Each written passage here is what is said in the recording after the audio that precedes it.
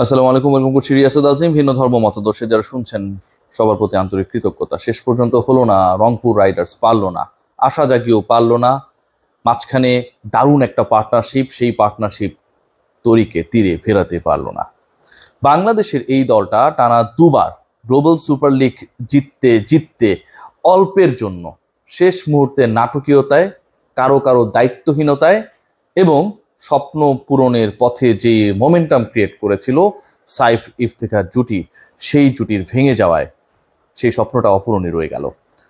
আজকের ম্যাচে যেভাবে রংপুর ফাইট ব্যাক করেছিল, যেভাবে প্রায় 200 ছুঁই ছুঁই স্কোরটাকে টপকে যাবার একটা সম্ভাবনা দেখিয়েছিল, যেভাবে সাইফ হাসান ব্যাট করছিলেন, যেভাবে ছক্কা মারছিলেন, চার মারছিলেন, প্রায় 160 স্ট্রাইক রেটে অলঙ্ঘনীয় টার্গেটটাকে নিজেদের কাছে, নিজেদের দৃষ্টিসীমার মধ্যে নিয়ে আসার চেষ্টা করছিলেন, সেই স্বপ্ন ভঙ্গ করে দিলেন পাকিস্তানি ইফতেখার। স্মার্ট ক্রিকেট যখনটাই আমরা আশা করছিলাম, ঠিক তখন আনস্মার্টনেসের পরিচয় দিয়ে 2 কল করার পরও যখন নন স্ট্রাইকিং প্রান্তে সাইফ হাসান চলে এসেছেন অলমোস্ট, তাকে ফিরিয়ে দিয়ে 73 রানের পার্টনারশিপটা ভেঙে দিলেন। 7 ওভারে সেই পার্টনারশিপ হয়েছিল। এরপরেও মানে ওই উইকেটটার যখন পতন ঘটে, তারপরও প্রায় 45 বলের খেলা বাকি। এই 45 বলে 90 রানের মতো প্রয়োজন। খেয়াল করে দেখবেন, 7 ওভারে দুজন মিলে 73 অ্যাড করেছে। পরের 90 রান প্রয়োজন, সেটার জন্য রয়েছে আরো 45টা বল। এরপরে ব্যাট করতে আসবেন অঙ্কন, এরপরে ব্যাট করতে আসবেন সোহান, এবং এই দুজনের জমে থাকা সেই জুটি আরো কিছু দূর নিয়ে যাবেন। লক্ষ্যটা খুব একটা কি ডিফিকাল্ট ছিল না।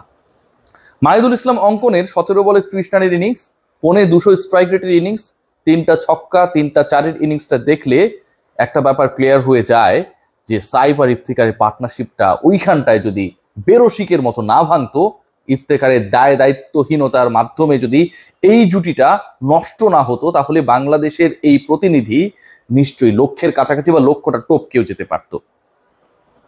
আলোচনার ভেতরে যখন প্রবেশ করব, ঠিক তখন শুরুটা বলতে হয় বাংলাদেশের অবস্থা কি ছিল।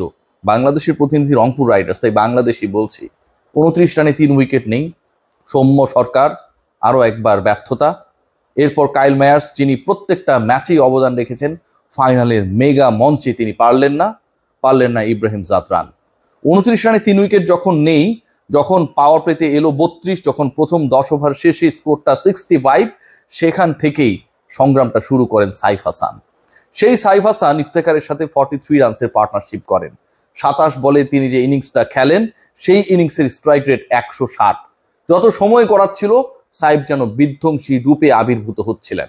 কিন্তু শেষ পর্যন্ত ইফতেখার যেটা করলেন, শুধু রংপুরের স্বপ্ন ভাঙেননি, সাইফকে আউট করেননি, রীতিমতো আমার চোখে, আমার দৃষ্টিতে, আমার বিবেচনায়, আমার পর্যবেক্ষণে একটা ক্রাইম করেছেন। দেখুন, এমন একটা সিচুয়েশন যখন মোমেন্টাম বাংলাদেশের প্রতিনিধিদের পক্ষে, যখন মোমেন্টাম এমন একটা সিচুয়েশনে রয়েছে যে আপনি যদি প্রতি ওভারে অন্তত একটা বাউন্ডারি মারেন বা ওভার বাউন্ডারি মারেন, বাকিগুলো সিঙ্গেলস নিয়ে খেললেই 11-12 রানের যে টার্গেটটা পার ওভার যখন দুজনের জুটিটা জমে উঠেছিল, সেটা অ্যাচিভ করা সম্ভব। ঠিক ওই জায়গায় আপনি যখন কল করবেন, আপনি যখন ডাবল কল করবেন, কিন্তু আপনি এক প্রান্তে দাঁড়িয়ে থেকে আরেক ব্যাটার চলে এসেছে পপিং ক্রিজের কাছে, একদম নন স্ট্রাইকিং এন্ডের কাছে একদম, তখন আপনি তাকে ফিরিয়ে দিলেন। এটা কি ভাই দুরভিসন্ধি? এটা কি মিস্টেক?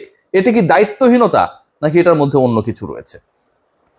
আমি অনেক কিছু সন্দেহ করতে চাই, কারণ আমি অনেক বেশি আশাবাদী ছিলাম এই পার্টনারশিপটাকে নিয়ে। আপনি খেয়াল করে দেখবেন, যখন সাইফ ফিরে গেছে তার কিছুক্ষণ পর ইফতেখার নিজেও আউট হয়েছেন, এবং আউট হয়ে যাওয়া ইফতেখার, সাইফ দুজনেই যখন ড্রেসিং রুমে, সাইফ হাসান তার সাথে একটা বাক্য বিনিময় পর্যন্ত করেন নাই।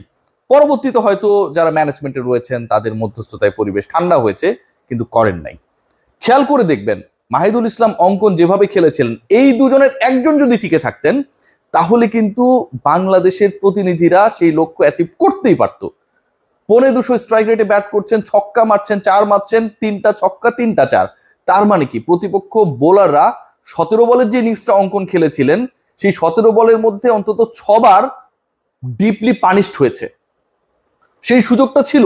গায়ানার উইকেটে 150-60 ট্রিকি স্কোর, কিন্তু এই উইকেটে, এই সিচুয়েশনে, এই মোমেন্টামে রংপুর যেভাবে খেলেছিল, এবং তার আগে গায়ানা অ্যামাজন ওয়ারিয়র্স যেভাবে ব্যাট করেছে, তাতে রানস যে ছিল সেটা নিয়ে কোনো ধরনের ডাউট ছিল না।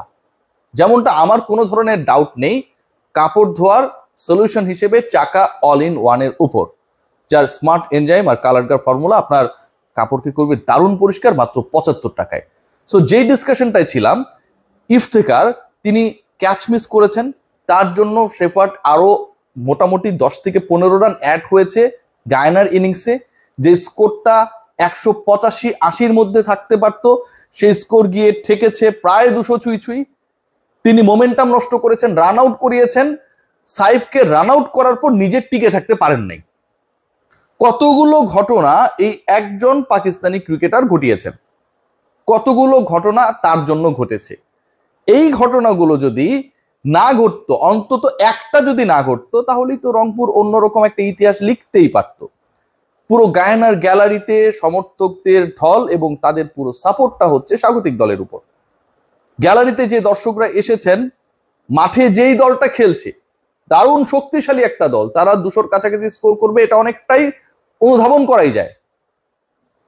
সেই সিচুয়েশনটায় যখন পিনপতন নীরবতা, যখন 3 উইকেট হারানোর পর ম্যাচের পাওয়ার শিফট হয়ে বাংলাদেশের প্রতিনিধিদের কাছে, ঠিক তখন unnecessary call and unnecessary return দুটাই ঘটালেন ইফতিখার।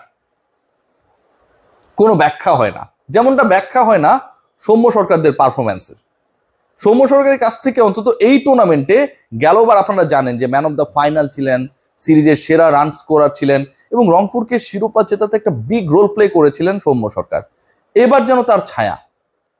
একটা দলের যখন আপনি 294 রানকে চেস করে জয়ের লক্ষ্য নির্ধারণ করবেন, and that is the final, mega final, আপনার কোনো ধরনের বিলাসিতার সুযোগ এখানটায় নেই, কমফোর্ট জোন নেই। সেখানটায় আপনি পাওয়ার প্লেতে যদি 3 উইকেট হারিয়ে ফেলেন, 36 বলে যদি আপনি মাত্র 32 রান করেন, 10 ওভার শেষে যদি সেই স্কোরটা দাঁড়ায় অন্তত 65, সেই দলটা আলটিমেটলি কোন লক্ষ্য নিয়ে ওই ফাইনালের মেগা মঞ্চে ব্যাট করছিল? সাইফের জন্য খারাপ লাগে, মানে ছেলেটা যেভাবে নায়ক হবার একটা রোলে ছিলেন, রংপুরকে অসাধ্য সাধনের পথে যেভাবে রেখেছিলেন, যেভাবে তিনি সুইট হিট করছিলেন বলসগুলোকে, এবং দেখেই মনে হচ্ছিল যে আজকে তিনি এটা কিছু করে ফেলবেন, সেই জায়গা থেকে শেষ পর্যন্ত পারলেন না। রংপুরের ব্যাড লাক। বাট আমার কাছে যেটা মনে হয় যে এখান থেকে যথেষ্ট শিক্ষা নেওয়ার সুযোগ রয়েছে। 73 রানের পার্টনারশিপটা 7 ওভারে হয়েছিল, দরকার ছিল আর মাত্র 90+ রানস, হাতে ছিল 45 বল। এই চতুর্থ উইকেট পার্টনারশিপে প্রতি ওভারে এই দুই ব্যাটার ইফতেখার এবং সাইফ তুলেছেন 10 রান প্লাস। তাদের দরকার ছিল পরের 45 বলে, অথবা যেই 6 ওভার 3 বল বাকি ছিল, 7 ওভার 3 বল বাকি ছিল, তাতে প্রতি ওভারে 12 রান প্লাস। প্রতি ওভারে 2টা করে রান এক্সট্রা নিতে পারলেই রংপুর তার জয়টা অ্যাচিভ করতে পারতো। শেষ পর্যন্ত হলো না। তবে বাংলাদেশের প্রতিনিধিরা এরকম একটা আসরে টানা 2বারের ফাইনালে উঠেছে, একবার চ্যাম্পিয়ন, একবার রানার্স আপ, সেটাও কি কম?